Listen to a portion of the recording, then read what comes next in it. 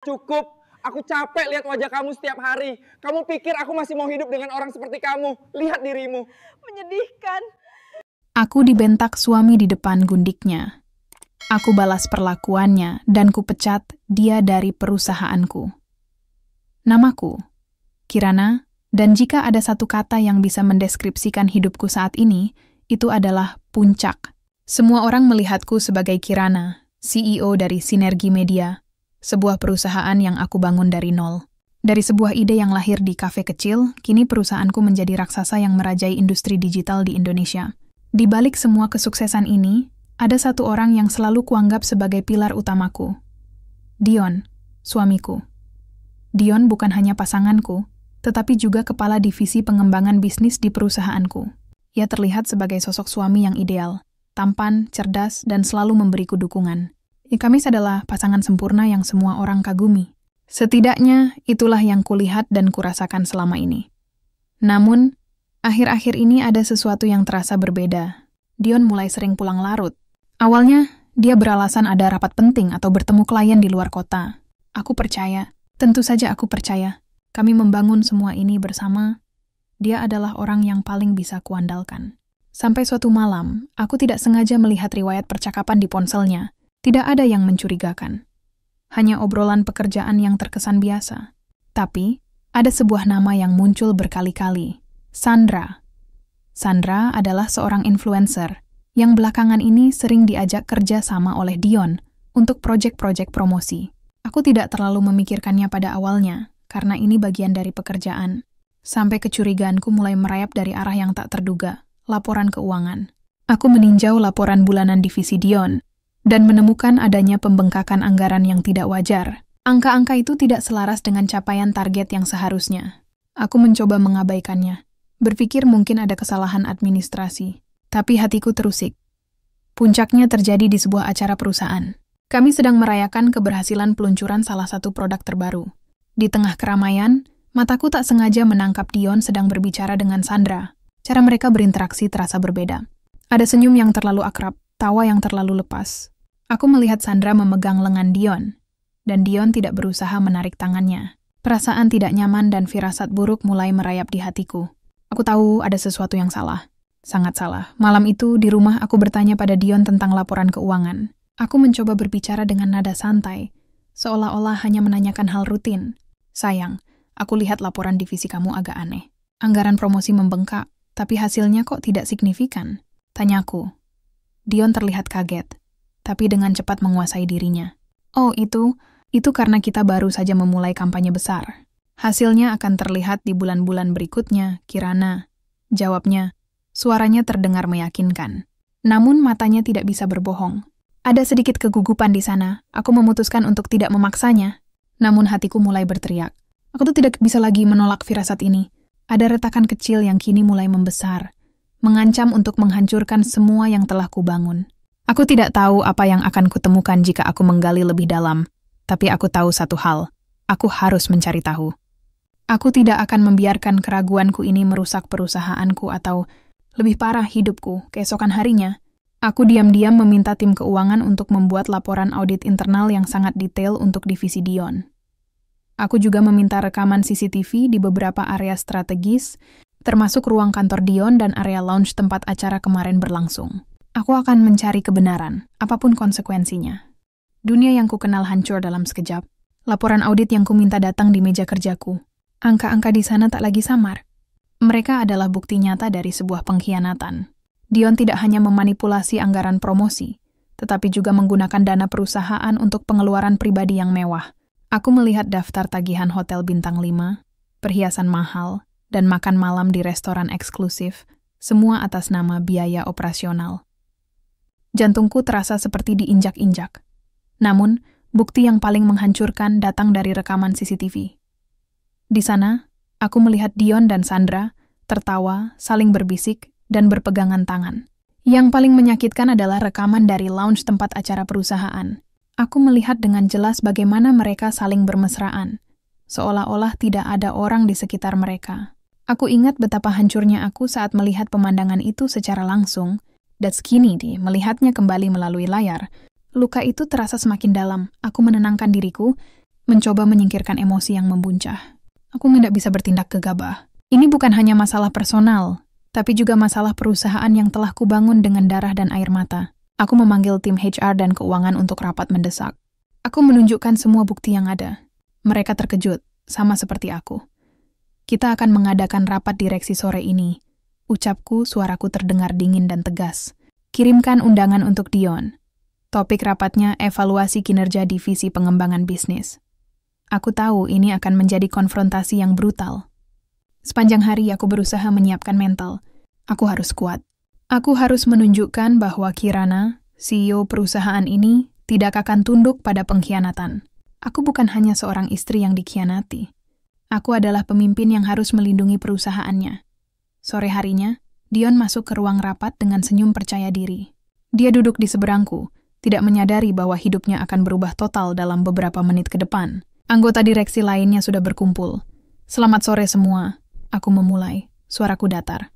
Seperti yang kalian tahu, kita akan mengevaluasi kinerja divisi pengembangan bisnis. Dion, apakah kamu ingin memulai? Dion mulai memaparkan presentasinya dengan bangga, memutarbalikan fakta tentang pencapaian divisi yang dipimpinnya. Dia tampak sangat meyakinkan. Tiba-tiba aku menghentikannya. Cukup, Dion.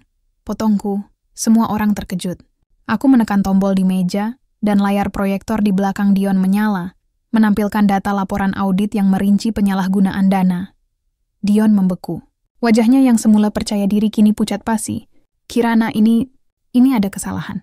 Kita bisa bicarakan ini nanti. Tidak ada kesalahan, Dion. Ucapku tajam.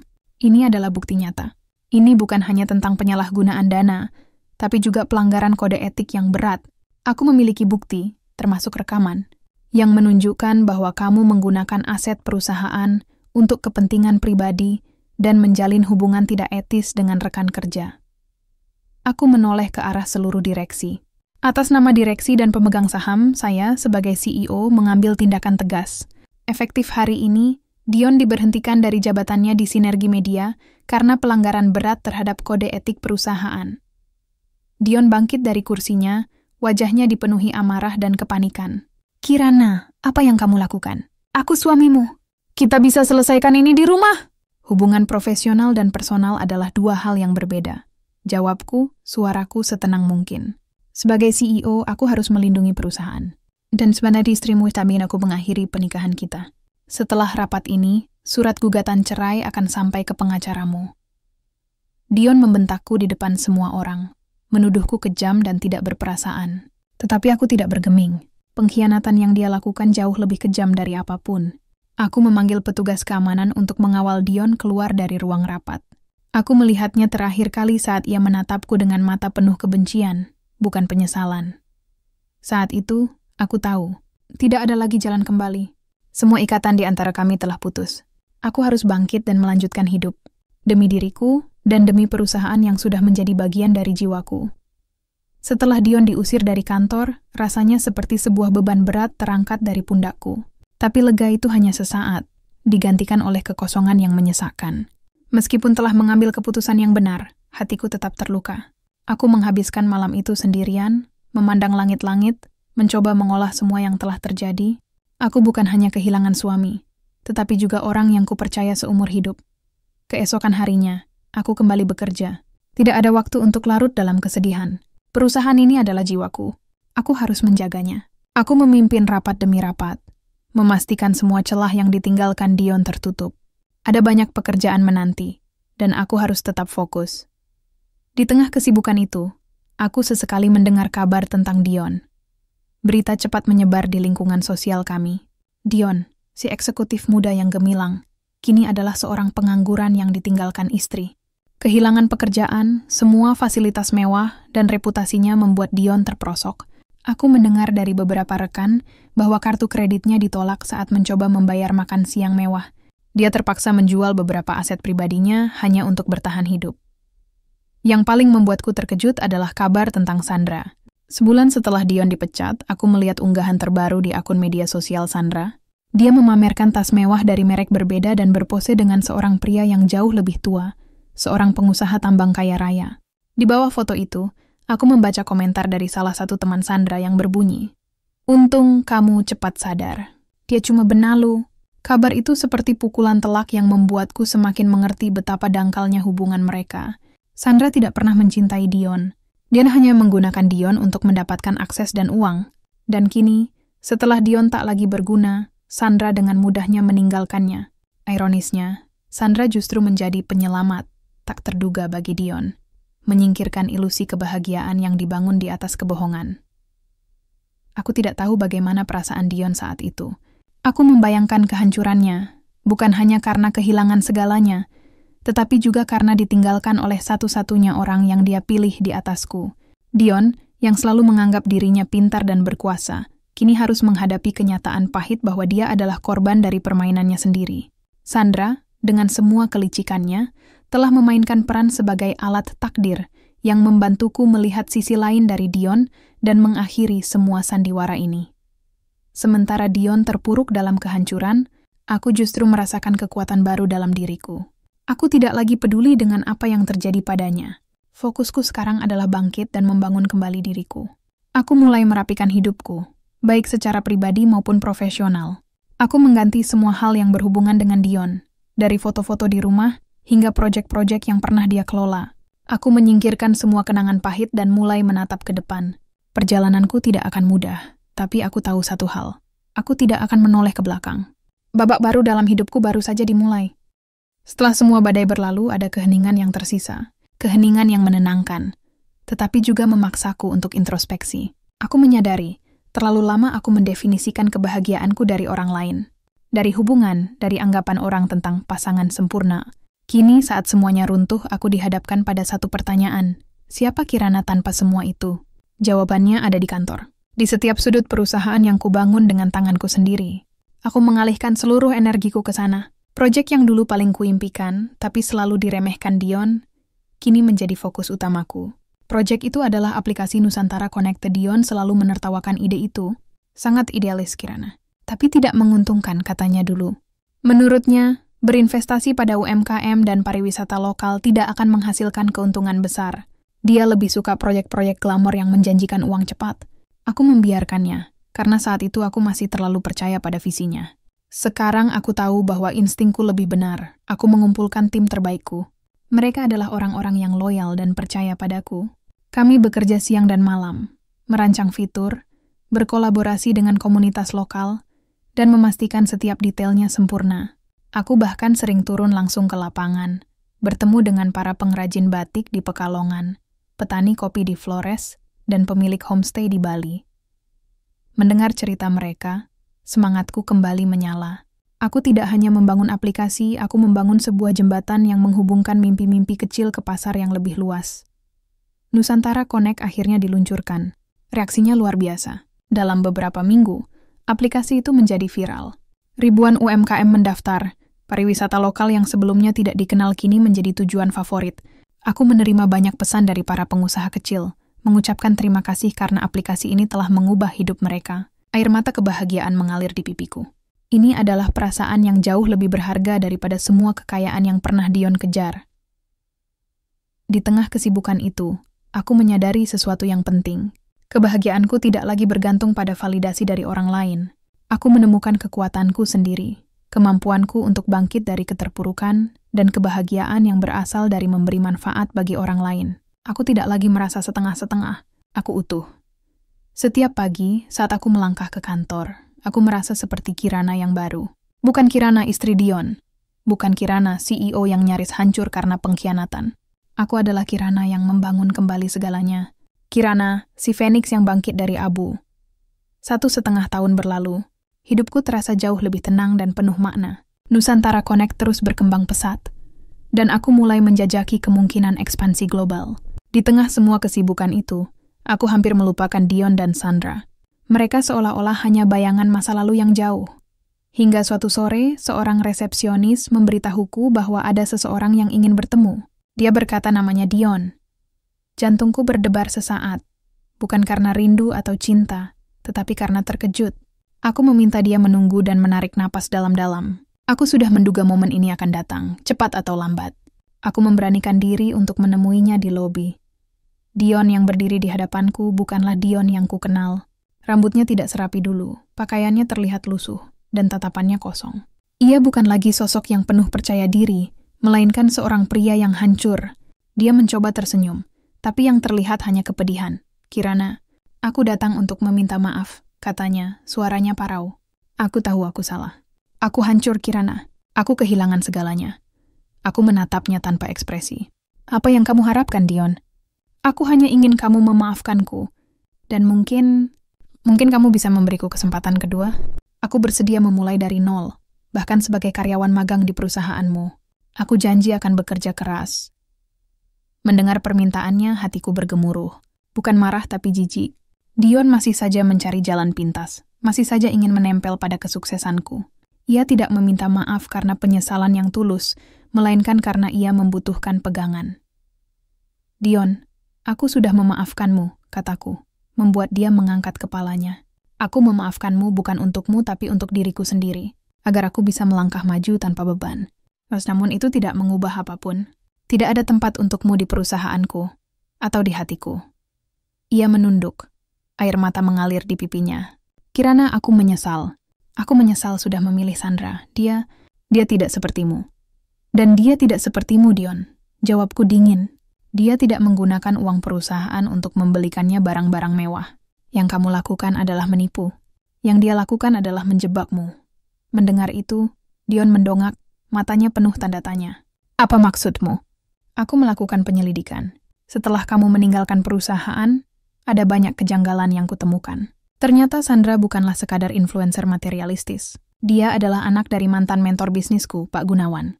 Beliau bangkrut karena skema penipuan yang kamu jalankan bertahun-tahun lalu," jelasku. Dion terdiam, wajahnya berubah pucat. "Bagaimana kamu?" "Sandra tidak hanya mengincar uangmu. Dia mendekatimu sebagai bentuk balas dendam. Dia ingin menghancurkanmu, membalaskan kehancuran ayahnya, dan dia berhasil." Aku menatapnya lurus.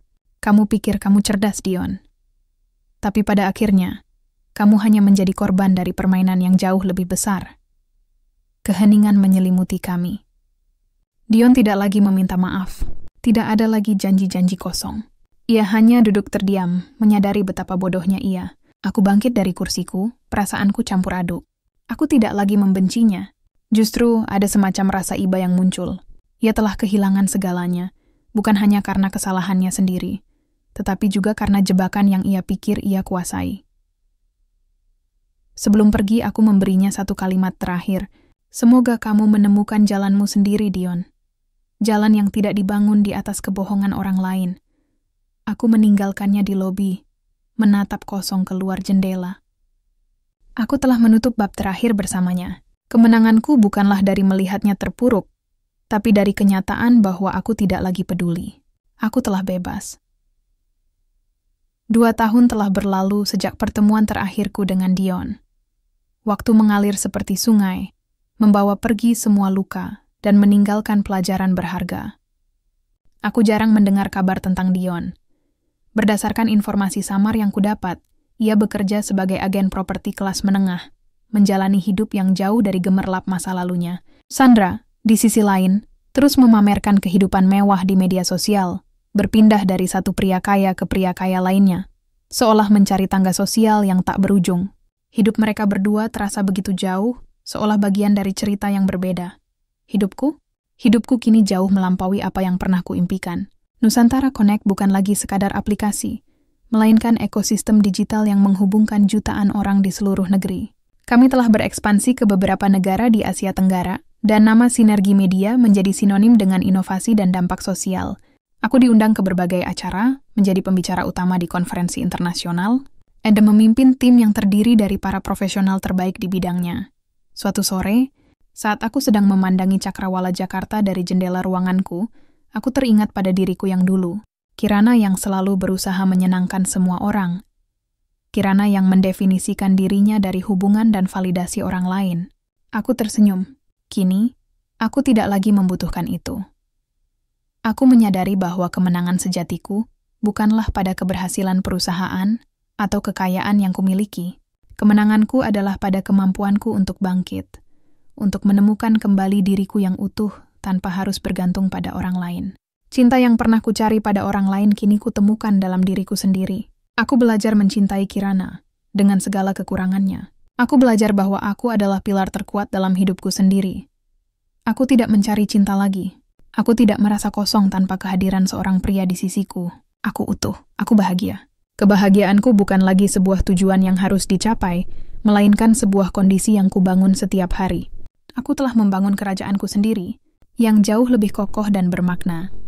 Aku mengambil ponselku, membuka aplikasi Nusantara Connect, dan melihat foto-foto senyum para pengrajin, petani, dan pemilik usaha kecil yang sukses berkat platform kami. Setiap senyum itu adalah pengingat bahwa semua penderitaan di masa lalu tidak sia-sia. Pengkhianatan itu, pada akhirnya, adalah api yang menempa diriku menjadi baja. Aku menutup mata, menikmati keheningan sore itu. Di luar sana, dunia bergerak cepat, penuh dengan ambisi dan drama. Tapi di dalam diriku, ada kedamaian. Aku telah memaafkan masa lalu dan membebaskan diri dari bayang-bayangnya. Aku telah menemukan kebahagiaan yang sejati. Ini bukan akhir dari cerita, melainkan awal dari hidup yang baru, yang sepenuhnya aku yang menentukan.